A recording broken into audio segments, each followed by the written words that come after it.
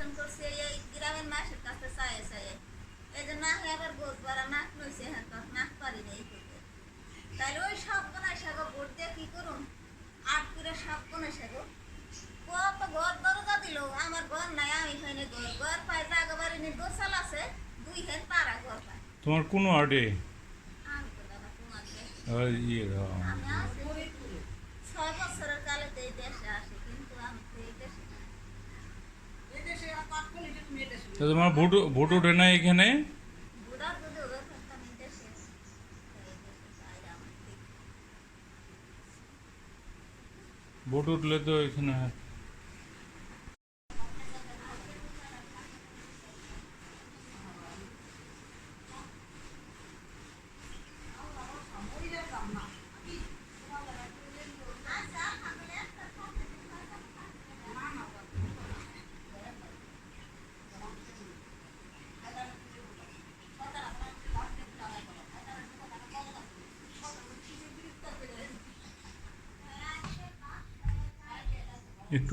একটা ভিক্ষুক,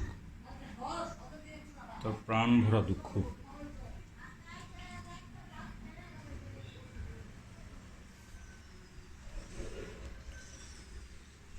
স্বামী ছেড়ে চলে গেছে অন্যত্র, দুটি মেয়ে পালবার দিছে, এক বড় সাহেব নাকি কিছু টাকাও দিছে একটা মেয়ে বাবদ। নিজের সংসারটা কিভাবে চলে কেউ খবর রাখে না, একটা কার্ডও পায় নাই, বয়স্ক ভাতাও নেই, প্রতিবন্ধী ভাতাও নেই, কোনো রকমের কোনো সুযোগ সুবিধা তার নেই।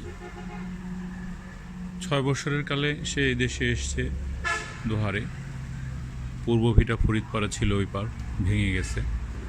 এখানে আসার পর এখনও ভোটারও হয় নাই, তাই হয়তো তার কদর খুব কম। সে কোথায় যাবে, বড় দুঃখ তার প্রাণে। এভাবে ভিক্ষে করতে কি আর ভালো লাগে দাঁড়ে দাঁড়িয়ে? আজ সে অন্যরকম ভিক্ষে চাচ্ছে, একটু তেল, দুটো পেঁয়াজ, যদি দুটো কাঁচামরিচ হয় আরও ভালো।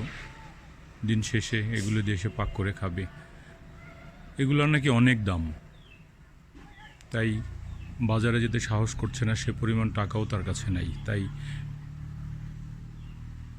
সেই উসিলাতে যদি কেউ একটু তেল, কাঁচামরিচ, পেঁয়াজ, একটি আলু দিয়ে দেয়, তাহলে বাজারের কাজটাও হয়ে যায়।